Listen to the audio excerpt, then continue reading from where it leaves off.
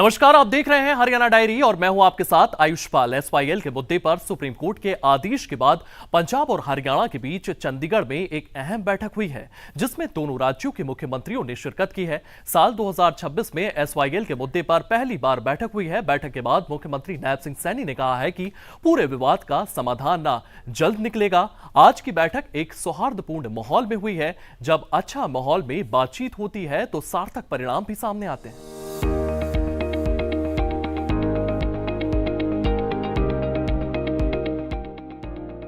बीते 7 दशकों से पंजाब और हरियाणा के बीच पानी के बंटवारे को लेकर चला आ रहा विवाद अब तक सुलझने की राह देख रहा है। सतलुज यमुना लिंक नहर विवाद को लेकर 1981 में हुआ समझौता अब तक लागू नहीं हो पाया है, लेकिन समय के साथ बदलाव जरूर आता रहा। हरियाणा में वर्तमान की नायब सरकार का पूरा फोकस हरियाणा को विकसित राज्य की श्रेणी में सभी राज्यों से आगे ले जाने का है, जो बिना कृषि और किसानों के जीवन बदलाव के संभव नहीं है। लिहाजा जरूरी है कि पानी की समस्या का समाधान हो। कहते भी हैं कि बिन पानी सब सून।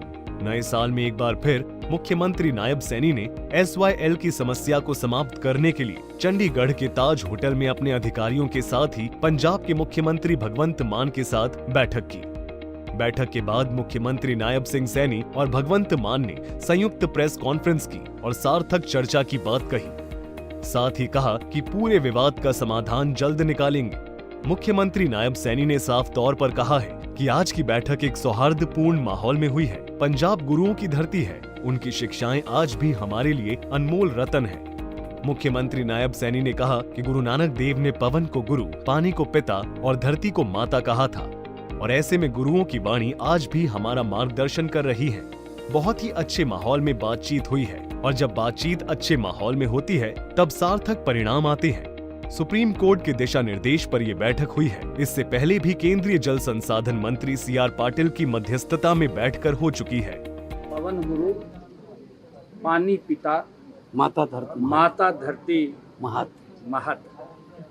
ये गुरु नानक देव जी की वाणी है, और उनकी वाणी हम सब का मार्गदर्शन करती है।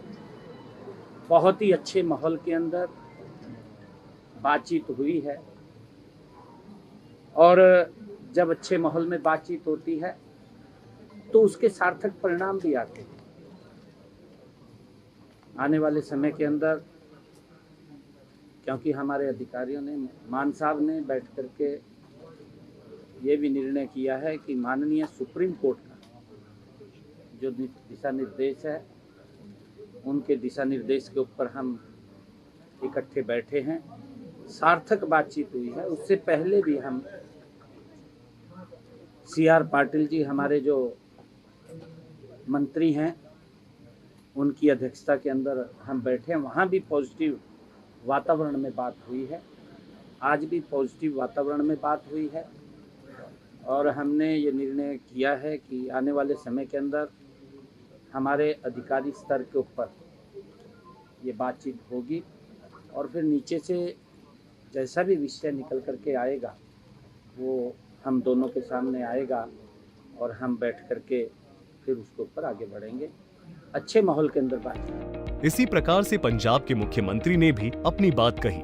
दरअसल साल 1981 में पंजाब और हरियाणा ने सतलुज यमुना लिंक यानी एसवाईएल नहर बनाने की परियोजना को लेकर समझौता किया।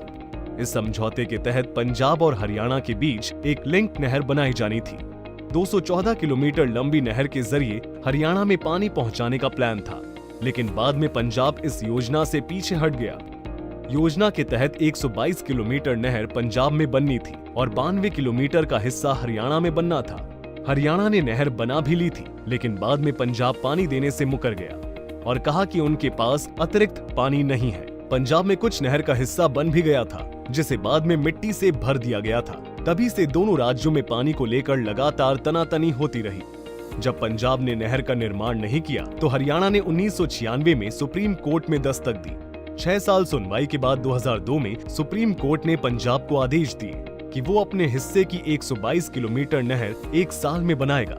हालांकि पंजाब ने कोर्ट के आदेशों को नहीं माना, लेकिन अब हरियाणा की नायब सैनी नेतृत्व वाली सरकार लगातार पंजाब पर दबाव डाल रही है कि पंजाब अपने हिस्से का नहर निर्माण करवाए और पानी का विवाद जल्द समाप्त हो। आपको बता दें कि हरियाणा बीते एक दशक में खेल, शिक्षा, स्वास्थ्य, रोजगार, कृषि से लेकर महिला सशक्तिकरण की दिशा में तेजी से काम कर रहा है।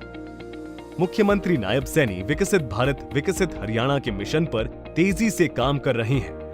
ऐसे में जरूरी है कि उन्नत कृषि और समृद्ध किसान बनाने के लिए SYL की समस्या का समाधान हो और इसके लिए मुख्यमंत्री नायब सैनी हर स्तर पर लगे हुए हैं।